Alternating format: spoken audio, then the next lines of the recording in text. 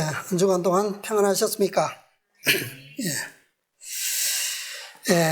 또 무난한 날씨 가운데 잘 지내던 아마 일기는 아마 이번 주로 마지막인 것 같죠? 다음 주부터는 또 우리 모두 함께 육신적으로 건강에 유의하시고 겨울 동안 또 잘 나를 수 있도록 주님의 은혜가 함께 하시기를 바랍니다. 오늘 또 계속되는 야곱의 계시의 말씀을 보겠습니다. 지금 우리가 네 번째 계시를 계속 공부하고 있는데요. 자, 오늘은 창세기 39장에 있는 말씀을 보겠습니다. 창세기 39장 1절로 6절의 말씀을 보겠습니다. 1절로 6절 찾으셨으면 읽어주세요. 요셉이 이끌려 애굽에 내려가매 바로의 신하 시위대장 애굽 사람 보디발이 그를 그리로 데려간 이스마엘 사람의 손에서 그를 산이라. 여호와께서 요셉과 함께 하심으로 그가 형통한 자가 되어 그 주인 애굽 사람의 집에 있으니 그 주인이 여호와께서 그와 함께 하심을 보며 또 여호와께서 그의 범사에 형통케 하심을 보았더라. 요셉이 그 주인에게 은혜를 입어 섬김에 그가 요셉으로 가정 총무를 삼고 자기 소유를 다 그 손에 위임하니 그가 요셉에게 자기 집과 그 모든 소유물을 주관하게 한 때부터 여호와께서 요셉을 위하여 그 애굽 사람의 집에 복을 내리심으로 여호와의 복이 그의 집과 밭에 있는 모든 소유에 미친지라. 주인이 그 소유를 다 요셉의 손에 위임하고 자기 식료 외에는 간섭하지 아니하였더라. 요셉은 용모가 준수하고 아담하였더라. 아멘. 여기까지 보겠습니다. 뒤에 말씀도 우리가 계속 보면 좋지만 말씀이 길기 때문에 자, 우리가 이 요셉의 용모가 어떠했다고요? 준수하고 아담하였더라. 뭐 이게 정확하게 뭐 어떤 건지 정확하게는 모르지만 우리는 다 느끼는 바는 있죠. 있습니다. 어쨌든 우리가 긍정적인 그런 아름다운 모습임을 우리가 생각할 수가 있습니다. 뭐 그 앞에 1절부터 5절까지 나오는 모든 말씀을 보건대 요셉의 용모가 영적으로 그러하건대 육신적으로도 그러하다는 것이 당연한 거죠. 그죠?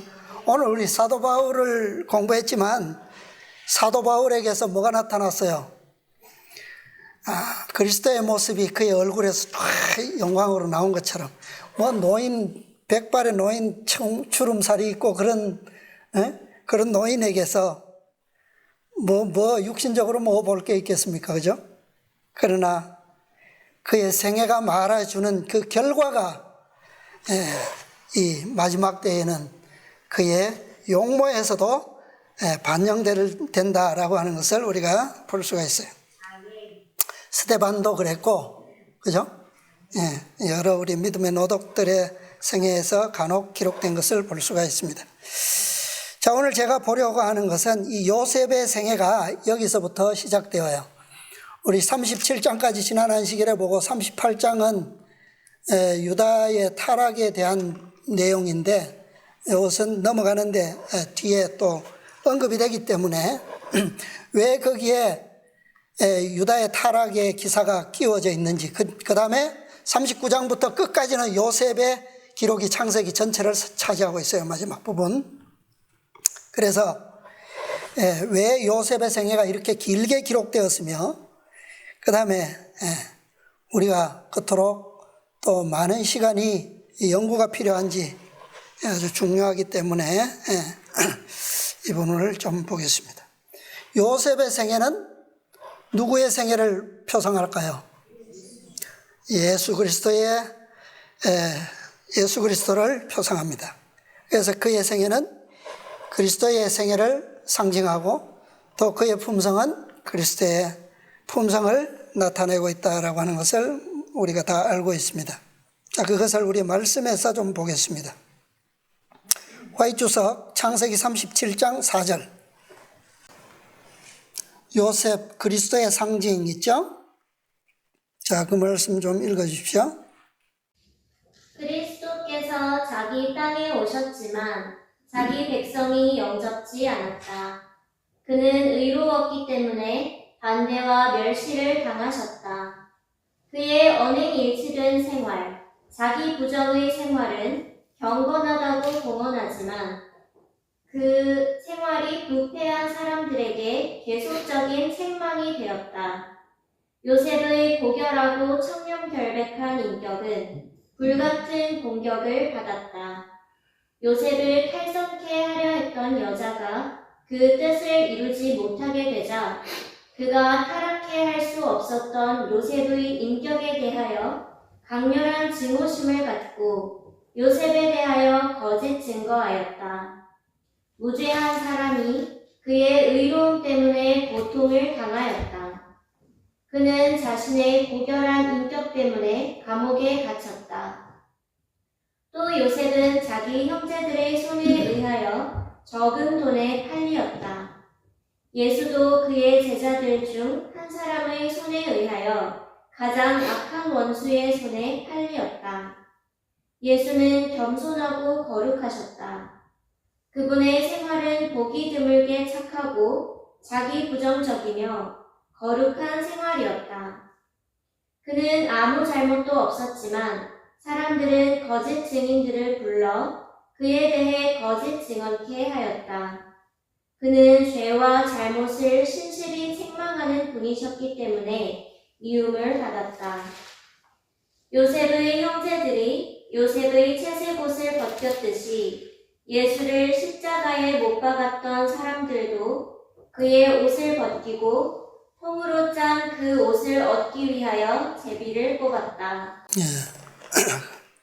자, 우리가 여기 보면 몇 가지의 특징에서 그리스도의 생애와 그분의 품성과 또 요셉의 생애와 품성에 대한 공통점이 언급되어 있습니다.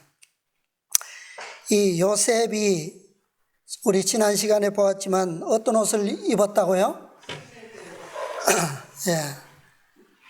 캐토넷 파심, 채색옷.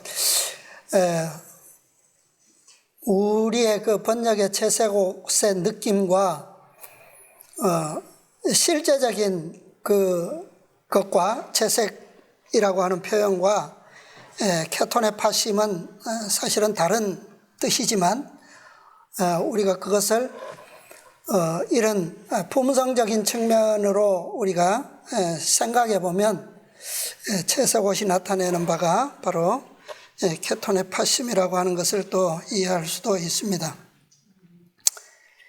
왜 이렇게 특별히 그것이 또 성경에 기록되었으며 그것이 형제들에게 미움을 받게 되었는지 이런 사실들의 관계가 기록된 것이 결코 우연이거나 또 무의미하지 않다는 것을 우리는 또 깊이 새길 필요가 있습니다.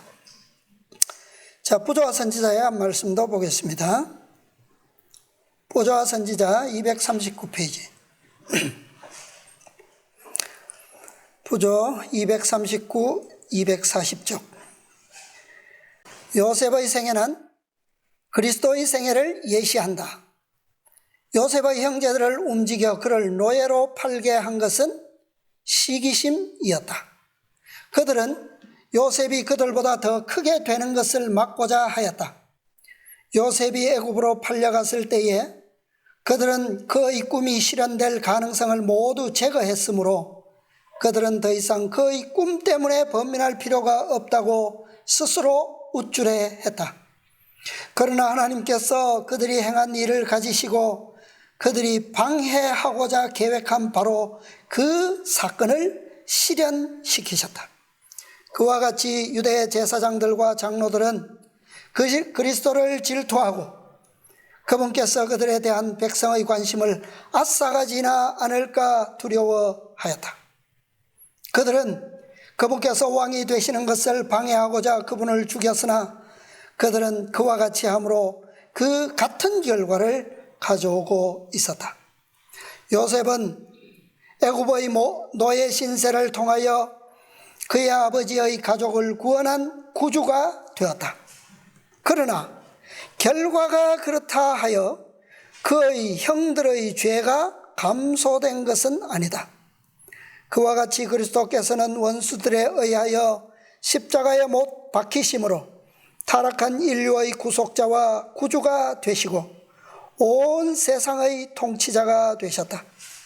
그러나 그분을 살해한 자들의 죄는 하나님의 섭리의 손길이 당신의 영광과 인류의 행복을 위하여 그 사건을 지배하지 않으셨을 때와 똑같이 극악한 것이다. 요셉이 그의 친형들에 의하여 이방인에게 팔린 것처럼 그리스도께서 또 당신의 제자들 중 한 사람에 의하여 가장 극악한 원수들에게 팔리셨다. 요셉이 그의 결백 때문에 거짓으로 고소당하여 투옥당한 것처럼 그리스도께서도 당신의 의로운 극기의 생애가 죄에 대하여 견책이 되었기 때문에 멸시와 거절을 당하셨다. 정죄받을 만한 죄가 없으셨으나 그리스도께서는 거짓 증인들의 증언에 의하여 정죄를 당하셨다. 요셉이 불공평과 압제하여서도 참고 온유하게 행한 일과 인륜을 어긴 그의 형들을 기꺼이 용서해주고 고상한 자비심을 베푼 일은 구주께서 악인들의 악행과 능력을 불평 없이 참으시고 당신을 살해한 자들뿐 아니라 당신께 나와 그들의 죄를 고백하고 용서를 구하는 자들을 모두 용서해 주실 것을 예표한다. 아멘. 예. 자, 이 말씀 가운데서도 우리 요셉이 그리스도를 어떻게 표상하고 있는지, 또 그리스도의 품성이 어떻게 일찍부터 나타났는지, 우리 믿음의 조상들에게 어떻게 계시되었는지 이미 잘 볼 수 있었다라고 하는 사실을 우리가 말씀에서 볼 수가 있습니다.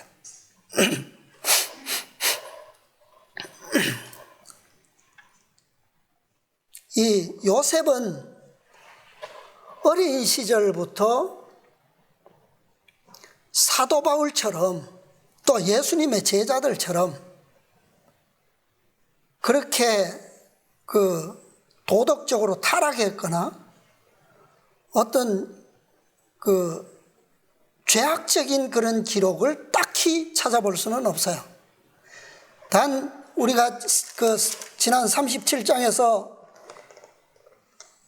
본 것처럼 요셉이 그 형들의 그 과실들을 아비에게 고했다라고 하는 그 내용에는 딱히 허물이 없어요. 그런데 예수님의 제자들이나 물론 예수님의 제자들도 과거의 기록은 잘 없어요. 그러나 사도 바울은 분명하게 기록되어 있죠. 예. 그런데 왜 이렇게 구별되어 이렇게 기록되어 있느냐? 다니엘도 어린 시절에 허물이 없는 기록자예요. 그래서 그의 생애도 누구를 표상합니까? 예수님을 표상해요. 이것은 왜 이렇게 구별되어 있는가? 요셉이나 다니엘은 예수님의 어린 시절부터 그분의 생애를 표상하는 인물이에요. 그런데 사도 바울이나 예수님의 제자들은 어린 시절부터 그리스도의 생애를 대표하기에는 모세도 그렇고 허물이 있어요. 그렇죠? 그러면 이들은 그리스도를 대표하는 인물로서 어떻게 대표하는가? 니고데모에게 설명하셨던 거듭남, 중생으로부터 그리스도인으로서의 완전한 삶으로 승리했던 자들을 표상하는 거예요. 예. 그러니까 어릴 때부터 표상한 요셉은 예수님의 생애를 표상했고, 그 다음에 모세나 사도 바울은 후에 교회의 거듭남으로부터 교회의 승리까지의, 물론 개인의 경험, 오늘 우리는 이 교과에서도 본 것처럼 개인의 경험이 연합될 때 그것은 교회의 경험으로 종결되는 거거든요. 그것처럼 그렇게 표상이 되는 것입니다. 자, 우리 다시 돌아가서 우리 요셉의 생애를 보면요, 요셉의 이름부터 좀 보겠습니다. 요셉의 이름이 야곱이 지을 때는 요셉을 어떤 뜻으로 지었느냐 하면, 라헬이 지었죠. 여호와께서 뭐 하실 것이다? 더하시리라, 더하실 것이다 라고 하는 그런 뜻으로 요셉이라고 지었어요. 또 라이프 성경사전에 보면 또 다른 하나의 뜻이 있는데, 여호와의 돕는 자다. 자, 오늘 읽은 39장의 말씀 처음에 보면 요셉과 누가 함께 하셨다고요? 여호와께서 요셉과 함께 하심으로 어떤 자가 되었다고요? 형통한 자가 되었다. 여호와의 무엇이 없었다면? 도우심이 없었다면. 이것은, 이런 기록은 기록될 수가 없겠죠. 여호와의 돕는 자. 그 다음에 예수님의 이름의 뜻은 뭐예요? 예수. 여호와는 구원이시다.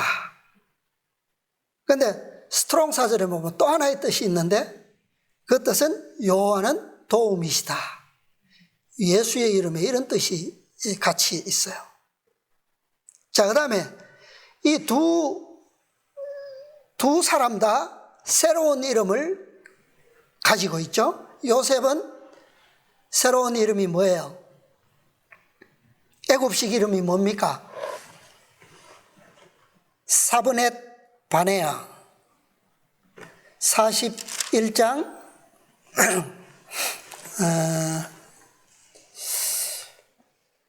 45절, 41장 45절에 보면 그의 이름을, 요셉의 이름을 사브낫 바네아라 하고, 이 사브낫 바네아, 이 뜻은 뭐냐면 성경 인명사전에 보면 하나님께서 말씀하시니 그가 살았다. 하나님께서 말씀하심으로 그가 살았다. 또 다른 뜻이 있어요. 은밀한 것을 열어 보이는 자, 비밀을 푸는 자. 뭐 그 말이 이 바로와 요셉의 대화 속에 나옵니다. 41장에서. 근데 예수님의 또 다른 이름은 뭐예요? 그리스도. 그리스도의 뜻은 뭡니까? 기름 부음 받은 자. 그죠? 기름 부음 받은 자. 이 사브네 바네아처럼 하나님께서 말씀하시니 그가 살았다. 하나님의 말씀으로 뭐 했다고요? 산 자가 사브네 바네아예요. 하나님께서 그의 입에 그 꿈을 주시지 않았다면 그는 살 수 없었겠죠. 그죠? 그리스도의 뜻과도 좀 상통합니다. 그 다음에 예수님의 그 또 다른 뜻이 있는데, 천국의 비밀을 열어 보이시는 분이다. 그분은 주로 진리를 무엇으로 말씀하셨어요? 비유로. 그죠? 천국의 비밀을 그렇게 열어 보이시는 분이에요. 그래서 이 두 이름들은 아주 서로가 관계 있는 그런 의미를 가지고 있음을 볼 수가 있습니다. 자, 아까 읽었던 우리 그 부조와 선지자의 말씀과 또 주석의 말씀을 공통적으로 요셉의 생애가 그리스도의 생애와 품성을 상징하는, 표상하는 그러한 것을 구체적으로 좀 여러 가지를 좀 짚어보겠습니다. 이미 다 잘 아시지만 오늘 다시 한번 복습하는 의미로 다시 한번 짚어보겠습니다. 실물교훈 215페이지에 보면 이런 말씀이 있어요. 요셉의 생애를 그처럼 향내나게 하고 아름답게 한 보배로운 품성의 열매는 유대 백성 중에서는 나타나지 않았다. 요셉 이래로 누가 유일하게? 예수님이, 그죠? 물론 다니엘도 있습니다만은 여기 지금 말씀하시는 목적은 누구를 나타내기 위해서, 예수님을 나타내기 위해서 아마 이런 영감의 기록된 것 같습니다. 자, 첫 번째 보면 요셉은 어떤 아들이에요? 야곱에게 있어서. 우리 지난 시간들 보았지만 야곱이 그를 어떻게 사랑했다고요? 37장에서 보면 열아들보다 그를 어떻게 사랑하여? 깊이 사랑하여 캣톤의 팥심을 지어 입혔더니 그랬어요. 아버지가 깊이 사랑하는 아들이었습니다. 예수님은요? 예수님은 어떤 아들이에요? 마태복음 3장에 보면 예수님께서 침례받고 물에서 올라오실 때 어떤 음성이 나타났습니까? 이는 내 사랑하는 아들이요 내 기뻐하는 자라. 요셉과 같은 아들이죠. 그런 아들을 야곱은 이 요셉을 누구에게 보냈습니까? 형들에게 보냈어요. 집을 떠나서, 가정을 떠나서, 사랑하는 아버지와 어머니를 떠나서 형들에게 보냄을 받았어요. 요셉은 아니요, 저 안 갈래요. 그랬습니까? 기꺼이 어떻게 했어요? 기꺼이 갔어요. 예수님은요, 하나님께서도 이 사랑하는 아들을, 그 기뻐하시는 자를 어떻게 해요? 어디로 보내셨습니까? 이 지구상에, 머나먼 어두움의 지구성에 보내셨어요. 예수님께서도 거절하셨습니까? 네, 기꺼이 오셨습니다. 기꺼이. 자, 그 다음에 아까 언급되었지만 요셉은 아버지에 의해서 기름 부음을 받았는데 그 의미가 뭐냐면 어떤 옷을 입혔다고요? 그에게? 채색 옷은 어떤 자들이 입는 옷이라고요? 왕궁에 있는 귀족들, 공주나 왕자들이 입는 옷이에요. 귀족들이. 그죠? 그러니까 후계자로서 입는 옷이 캣톤의 팥심입니다. 아버지에 의해서 그 옷이 입혀졌어요. 예수님은요, 예수님도 다윗의 아들로서, 왕의 아들로서, 왕이 될 자로서 아버지의 기름 부음을 받았습니다. 자, 이 말씀 하나는 좀 찾아보겠습니다. 시편 45편 7절. 왕이 정의를 사랑하고 악을 미워하시니 그러므로 하나님 곧 왕의 하나님이 즐거움의 기름으로 왕에게 부어 왕의 동류보다 승하게 하셨나이다. 히브리서 1장 9절. 네가 의를 사랑하고 불법을 미워하였으니 그러므로 하나님 곧 너의 하나님이 즐거움의 기름을 내게 부어 내 동료들보다 승하게 하셨도다 하였고. 예. 자, 이거 누구에게 하시는 말씀이에요? 예, 예수님께. 근데 이 시편의 말씀은 다윗에 대한 말씀이죠. 그죠? 현재형으로 왕이 정의를 사랑하고 악의를 미워하시니 그러므로 왕의 하나님이 어떤 기름으로요? 즐거움의 기름으로 왕에게 부어 왕의 동료보다 성하게 하셨나이다. 그 말씀을 사도 바울은 히브리서에서 누구에게 적용하셨습니까? 예수님께 적용했어요. 자, 그 다음에 요셉은 야곱의 집에서 직업이 뭐예요? 야곱의 아들들의 직업이 뭡니까? 양치기, 목동이죠, 목자. 예수님은요? 요한복음 15장입니까? 나는 선한 목자라 그랬죠. 그 다음에 요셉은 형들의 죄를 말했고 아버지에게 말했고 형들은 그로 인해서 그를 미워했습니다. 그렇죠? 예수님은 어때요? 예수님께서도 사람들의 죄를 나타내셨죠. 특히 유대 관원들, 대제사장들과 바리새인들의 죄를 나타내셨고 그들은 특히 예수님을 미워했습니다. 자, 요셉의 형들은 요셉의 말을 믿었을까요? 믿었습니까? 믿지 않았어요.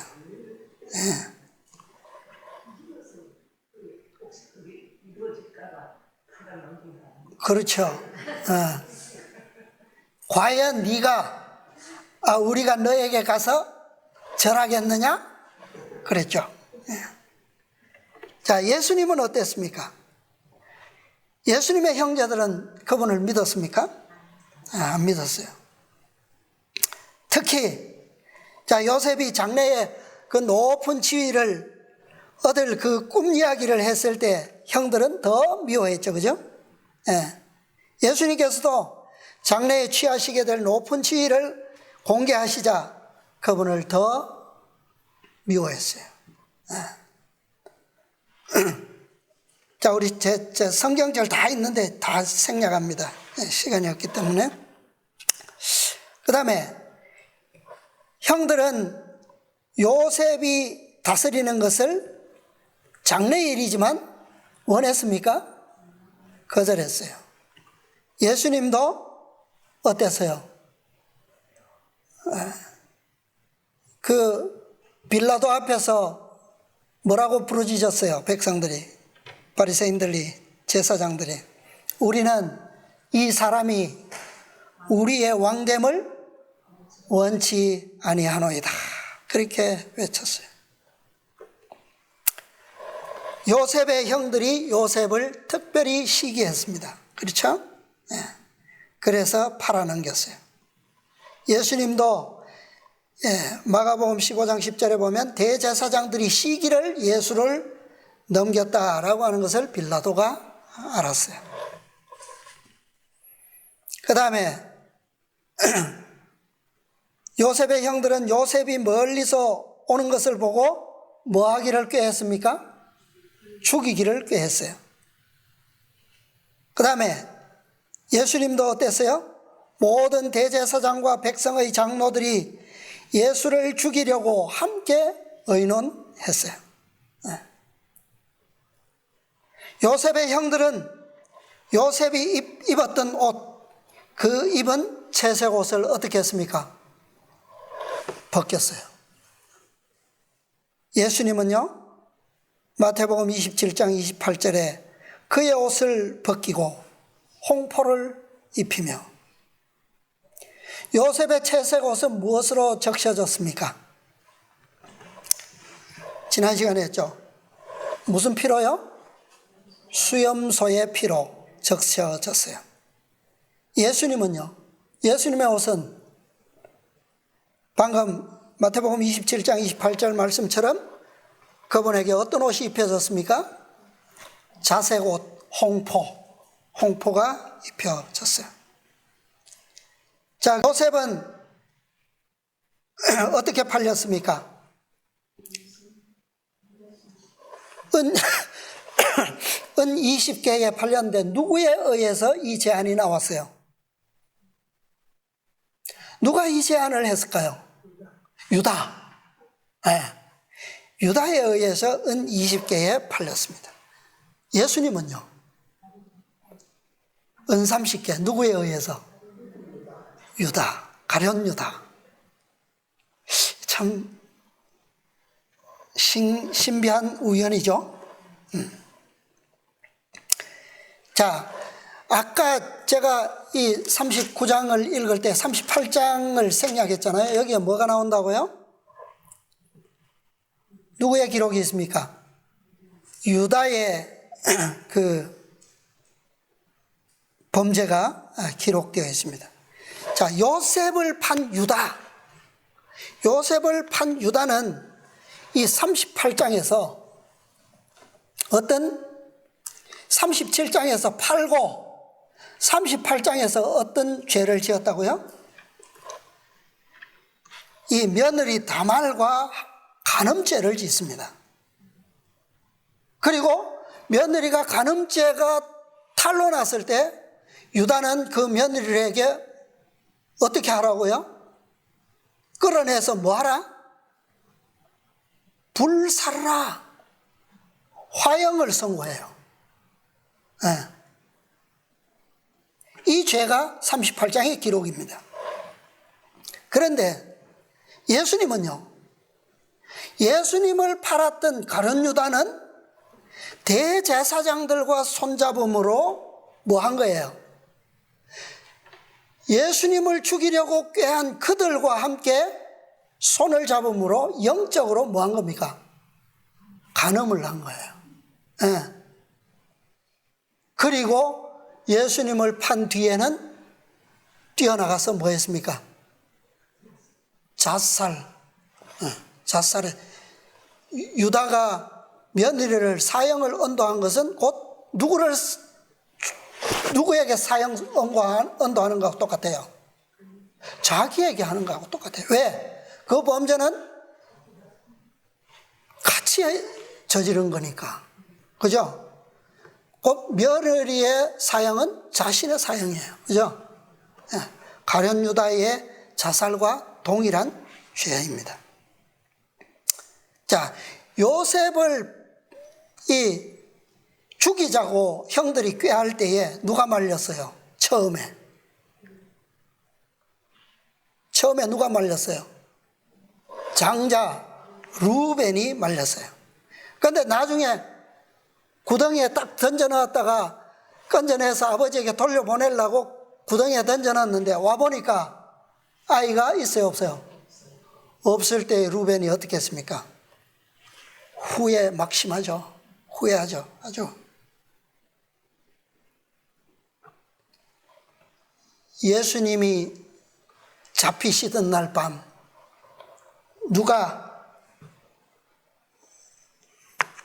누가 통곡합니까? 예수님을 부인하고 베드로가 통곡하죠.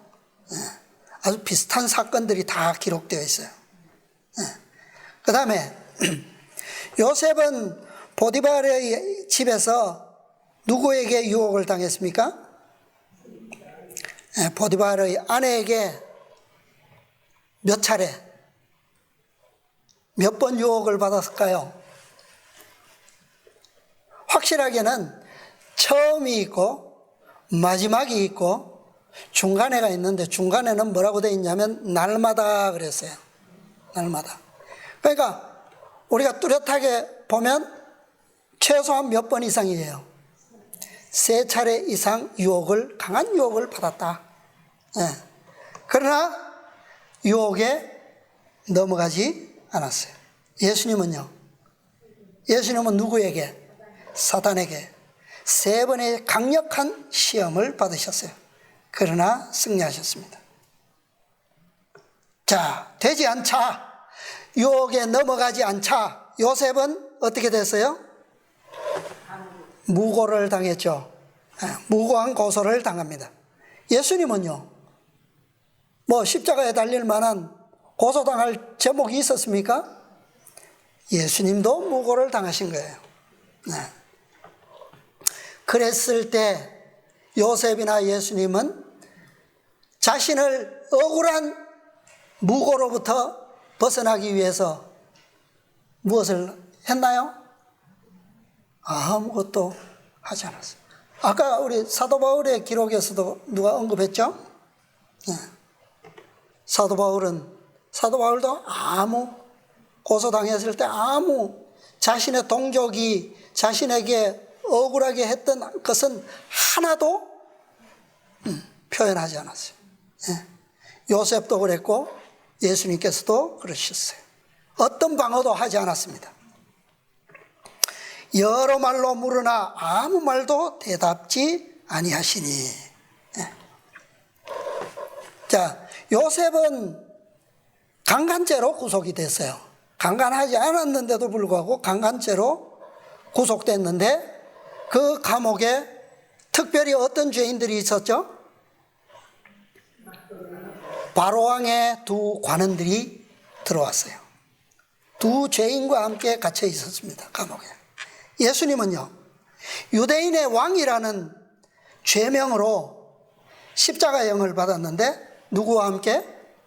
두 강도와 함께 형을 받았어요. 요셉은 감옥에서 두 죄인과 갇혔다가 한 죄인은 풀려나서 살았는데 한 죄수는 죽었어요. 예수님은요, 한 강도는 죽었는데 한 강도는 부활의 약속을 받았어요. 복직을 약속받은 거나 부활의 약속을 받은 거나, 그죠? 다 살았어요. 요셉은 감옥에서 나올 때 바로왕 앞에 갈 때에 수염을 깎고 옷을 갈아입고 왕 앞에 섰습니다. 예수님은요, 예수님께서도 부활하시고 무덤에서 나오셔서 누구 앞에 서셨어요? 하늘 아버지 앞에 서셨습니다. 마리아가 와서 마리아야, 마리아가 뭐 하려고 하니까, 만지려고 하니까 뭐라고 하셨어요? 나를 아직 만지지 말아라. 내가 아버지께 아직 가지 않았다. 그렇게 말씀하셨어요. 그런데 그날 밤에는요, 그날 밤에는 제자들에게 나타나셨고 제자들이 그분을 만질 수가 있었습니다. 자, 그 다음에 요셉은 몇 살에 총리가 되었죠? 30세에 창세기 41장 40절로부터 보면 30살에 애굽의 총리가 되었고, 예수님은요, 예수님도 30세에 무엇을 받으셨습니까? 침례를 받으셨어요. 침례. 그 다음에 요셉은 어떤 아내를 얻었습니까? 이방인 아내를 얻었어요. 41장 아까 45절 뒤에 보면, 하단에 보면 온 제사장 보디베라의 딸 아스낫을 그에게 주어 아내를 삼게 하니라. 이 아스낫은 이방인이죠. 애굽인이에요. 애굽인. 자, 예수님은 누구를 아내로 맞으셨습니까? 예수님은 아내가 있어요, 없어요? 에? 신부가 있습니까, 없습니까? 없어요? 예, 예수님은 교회를 신부로 얻으셨어요. 그런데 이 교회는 성경적으로, 역사적으로 보면 유대인입니까, 이방인입니까? 예? 이방인이에요. 시대적으로 그렇다는 말이에요. 예.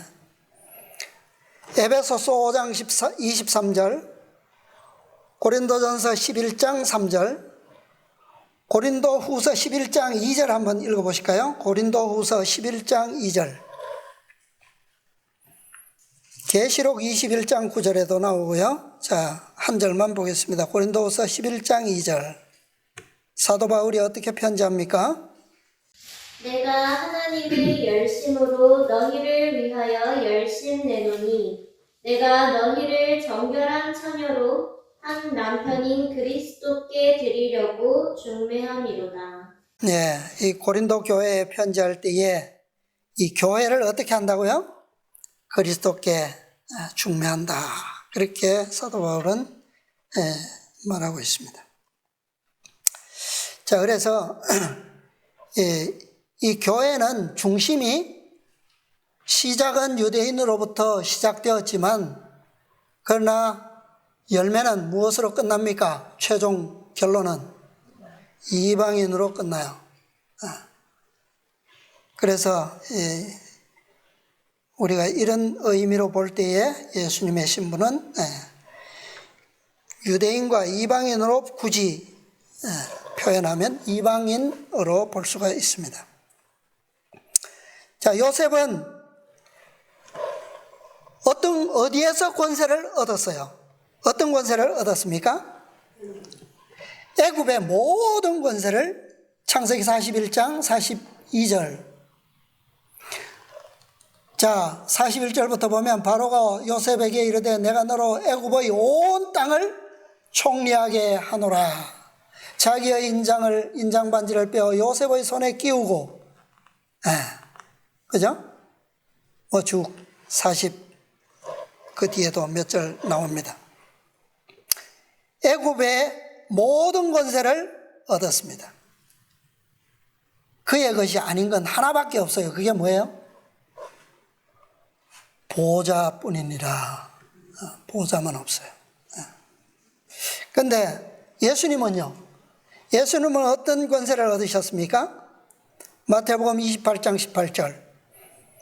하늘과 땅의 모든 권세를 얻으셨어요. 그래서 요셉 당시에 그 애굽의 모든 백성들 뿐만 아니라 그에게 곡식을 사러 온 모든 백성들은 그를 어떻게 시인했어요? 백성을 구원하는 구원자로 보았고 시인했고 통치자로서 시인했어요. 그렇죠? 창세기 47장 25절.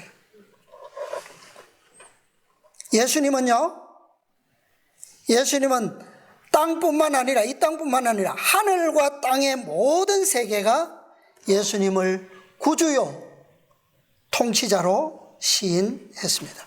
빌립보서 2장 10절 11절. 자, 그 다음에 요셉은 자신을 핍박한 형들, 시기하고 특별히 미워했던 그 형들 복수했습니까? 용서했습니까? 용서했죠? 그리고 그들을 기꺼이 받아주었습니다. 그것처럼 예수님께서도 자기를 팔고 십자가에 못 박은 자들뿐만 아니라 모든 죄인들, 오늘 우리까지도 어떻게 하셨어요? 용서하실 뿐만 아니라 기꺼이 기도하셨고 우리를 받아주셨습니다. 자, 요셉의 형들이 요셉에게 양식을 사러 왔을 때 자신을 어떻게 했어요? 바로 나타냈어요? 바로 안 나타냈죠. 그런데 자신을 때가 되면 나타내죠. 예수님께서 태어나시자마자 12살에도 성전에 가셨는데 자신을 알리셨습니까? 안 알리셨어요. 뭐가 되어야지만, 때가 되어야지만 자신을 나타내죠. 요셉은 형들에게 2번 자신을 나타냅니다. 어떻게 나타내요? 처음에는 형들에게, 곡식을 사러 온 형들에게, 베냐민이 왔을 때에 처음 알려요. 그 다음에 2번째는 모든 가족들에게, 야곱과 아버지와 그의 모든 이 족속이 함께 내려왔을 때 두 번째 또 자신을 나타내요. 예수님은요, 예수님도 두 번 자신을 나타내십니다. 초림으로 오셨을 때 나타내시고, 두 번째 재림으로 또 나타내실 것입니다. 그러니까 처음에는 형들은 양식만 사러 왔지 그의 통치와 모든 것을 인정한 상태가 아니잖아요. 그러나 두 번째 왔을 때는요, 아버지가 다 내려왔을 때는 어떻게 한 거예요? 그때로부터는 영원한 뭡니까? 구원이에요. 구원. 그것과 예수님의 재림과는 일치되는 사건입니다. 자, 그 다음에 모든 사람들이 요셉을 통해서 그들의 필요를 얻었죠. 생명을 위한 모든 것을 얻었어요. 세상의 인류도 어때요? 살기 위해서는 누구로부터 얻어야 합니까? 예수 그리스도를 통해서 생명을 얻어야 합니다. 그분을 통해서 나누어 받는 자만이 뭐요? 생명을 얻습니다. 자, 이 외에도 제가 정리하다가 한 절반 이상은 제가 뺐어요. 너무너무 많아요. 생애의 일치점이. 자, 이 모든 일치점이 말하는 것은 다 무엇을 위해서요? 예수 그리스도의 사명과 그분의 품성을 나타내시기 위한 구속의 계획입니다. 자, 마지막으로 우리 시편에 있는 한 말씀을 읽겠습니다. 시편 105편. 왜 이 야곱의 생애의 네 번째 계시와 다섯 번째 계시 사이에서 이러한 예수 그리스도의 구속의 사명과 그분의 품성의 영광을 표상하는 인물 요셉의 역사가 창세기에 이토록 길게 기록되어 있는지 그 목적이 오늘 우리를 위해서 기록되었다는 거예요. 시편 105편 5절부터 23절까지 있는 말씀 보겠습니다. 그 종 아브라함의 후손 곧 택하신 야곱의 자손 너희는 그의 행하신 기사와 그 이적과 그 입의 판단을 기억할지어다. 그는 여호와 우리 하나님이시라. 그의 판단이 온 땅에 있도다. 그는 그 언약 곧 천대에 명하신 말씀을 영원히 기억하셨으니 이것은 아브라함에게 하신 언약이며 이삭에게 하신 맹세며 야곱에게 세우신 율례 곧 이스라엘에게 하신 영영한 언약이라. 이르시기를 내가 가나안 땅을 내게 주어 너희 기업의 지경이 되게 하리라 하셨도다. 네, 잠깐요. 자, 이 아브라함과 이삭과 야곱에게 하신 맹세 언약, 이것은 몇 대에 명하신 언약이라고요? 천대에 명하신 언약이다. 그런데 지금 이 언약이 천대를 지나갔을까요? 안 지나갔을까요? 안 지나갔어요. 까마득해요, 아직. 그런데 자, 그러면 이 언약 속에 아직 뭐가 있다는 말이에요? 이 언약은 아직도 뭐하다? 유효하다. 누구에게? 아브라함과 이삭과 야곱의 자손들에게 뿐만 아니라 누구에게도요? 이스라엘에게. 그 이스라엘은 육적 이스라엘뿐만 아니라 영적 이스라엘에게도 포함되는 거예요.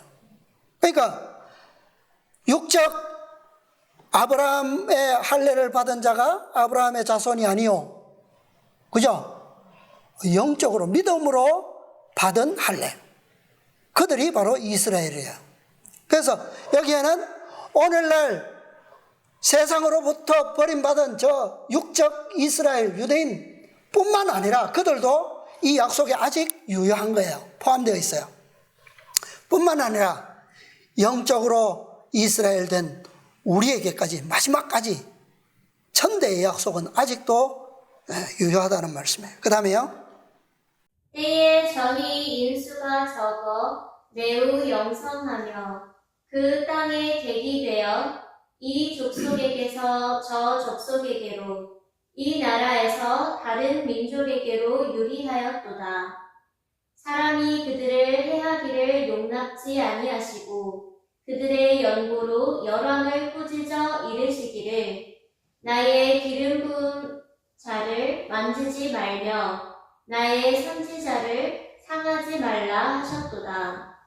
그가 또 기근을 불러 그 땅에 임하게 하여 그 의뢰하는 양식을 다 끊으셨도다. 한 사람을 앞서 보내셨으며 요셉이 종으로 팔렸도다. 그 발이 착고에 상하며 그 몸이 쇠사슬에 매였으니 곧 여호와의 말씀이 응할 때까지라. 그 말씀이 저를 단련하였도다. 왕이 사람을 보내어 저를 방석하며 열방의 통치자가 저로 자유케 하였도다. 저로 그 집의 주관자를 삼아 그 모든 소유를 관리케 하고 임의로 백관을 제어하며 지혜로 장로들을 교훈하게 하였도다. 이에 이스라엘이 애굽에 들어가며 야곱이 함 땅에 객이 되었도다. 네. 자, 여기에 보면 이스라엘이 왜 애굽 땅에 왜 객이 되었다고요? 이 족속에게서 저 족속에게로 이 나라에서 다른 민족에게로 유리하다가 그 애굽 땅에 객이 되어서 들어갑니다. 그런데 이르시기를 나의 기름 부은 자를 만지지 말며 나의 선지자를 상하지 말라 하셨도다. 이건 누구예요? 뒤에 보니까 한 사람을 앞서 보내셨으며 누가? 요셉이 종으로 팔렸도다. 그 발이 착고에 상하며 그 몸이 쇠사슬이 매였으니 언제까지요? 곧 여호와의 말씀이 뭐 할 때? 응할 때까지라. 그 말씀이 저를 단련하였도다. 분명히 이건 누구에 대한 말씀인데? 요셉에게 한 말씀인데 이 말씀은 누구에게 대한 예언이죠? 예수님께 대한 말씀이에요. 뿐만 아니라 누구에게까지요? 이스라엘 모든 백성들에게 적용되는 예언입니다. 그런데 요셉을 애굽 땅에 인수가 적어서 이제 그 땅을 차지하기까지 이 능력이 있기까지 그 땅에 보내셨는데 어떤 직분으로 보냈다고요? 요셉을? 나의 기름 부은 자다. 나의 선지자다 그랬어요. 선지자. 그죠? 그를 뭐 하지 말라? 상하지 말라. 그리고 그 땅에 또 무엇을 보냈다고요? 기근을 보내서 그 의뢰하는 양식을 다 끊으셨도다. 무엇 때문에? 어떤 목적으로? 무엇을 응하게 하기 위해서? 하나님의 말씀을 응하게 하기 위해서. 다 하나님의 계획 안에 있는 거예요. 구속의 경륜이에요, 이게. 요셉은 기름 부음 받은 자, 선지자로 애굽에 보냄을 받았습니다. 누구처럼? 예수님처럼, 모세처럼. 풍년과 기근을 보내신 것은 요셉을 통해서 뭐 하기 위해서요? 지금 우리가 무엇을 공부하고 있어요? 지금 야곱의 5계시를 공부하고 있습니다. 그런데 아직도 우리가 아직 살펴보지 아니한 하나의 계시가 있어요. 그 계시가 성취되어야지만 뭐요? 경륜이, 구속의 경륜이 끝납니다. 이 계시를 성취하기 위해서 그 땅에 먼저 누구를 보내고요? 요셉을 보내셨고, 그 다음에 그를 통하여 무엇도 보내시고, 풍년도 보내시고, 기근도 보내셨다. 이 모든 과정은 무엇을 응하게 하시기 위해서? 마지막 5째 계시를 성취하기 위해서, 그 말씀을 응하게 하기 위해서 보내셨다는 거예요. 자, 넷째 천사, 계시록 18장 넷째 천사, 또 다른 천사, 그 천사의 실체는 우리가 IMS 개혁운동이라고 하는 것을 지금까지 경험해 왔어요. 그죠? 그런데 그 개혁운동에서 우리가 어떻게 됐어요? 어떻게 됐습니까? 쫓겨났어요. 이게 그들이 쫓아낸 겁니까? 여기 보니까, 이 말씀에 보니까 누가요? 여호와께서 뭐 하셔서 나의 기름 부은 자, 선지자로서 뭐 하게 하신 겁니까? 쫓겨나게 하신 거예요. 어디로? 애굽으로. 그죠? 개혁운동이 우리를 쫓아내지 않았다면 우리는 5째를 경험할 수 있어요, 없어요? 없습니다. 이것은 누구의 말씀이? 여호와의 말씀이 응하게 하기 위해서 이루어진 하나님의 섭리였어요. 우리는 형제들에 의해서 아버지의 집을 떠나서 노예로 애굽에 팔린 자들입니다. 그러나 이것은 인간의 계획이 아니었고 분명히 하나님의 계획이었고 그분의 섭리였다라고 하는 사실을 오늘 우리는 이 말씀을 통해서 볼 수가 있어요. 이제 이 말씀이 응할 때가, 성취될 때가 왔습니다. 아버지 집에 무엇을 삼는다고요? 저로, 21절에 보니까 저로 그 집에 무엇을 삼아? 주관자를 삼아 그 모든 소유를 관리케 하고, 누가요? 요셉이. 누가 그랬던 것처럼 예수님께서 아버지의 말씀의 주관자로 이 땅에 오셔서 그렇게 그 일을 성취하셨던 것처럼 오늘날 마지막 쫓겨난 자, 우리를 통해서 아버지 집의 주관자를 삼으셨다. 아버지의 모든 말씀의 소유를 이들로 뭐하게 하신다고요? 관리하게 하실 것이다. 지금 우리는 이 예언이 성취되는 순간에 살고 있습니다. 이제 우리는 하나님께 감사해야 하지 않겠습니까? 그분을 찬양해야 하지 않겠습니까? 우리가 이 마지막 영광스러운 성취가 주님 앞에서 영광스럽게 다 이루실 때까지 우리가 믿음으로 요셉처럼 굳건하게 서셔서 온전한 승리의 영광으로 아버지를 만나고 또 영원한 본향에까지 자손들과 함께 이르게 되시기를 우리 모두 함께 간절히 바라면서 오늘 말씀을 마치겠습니다.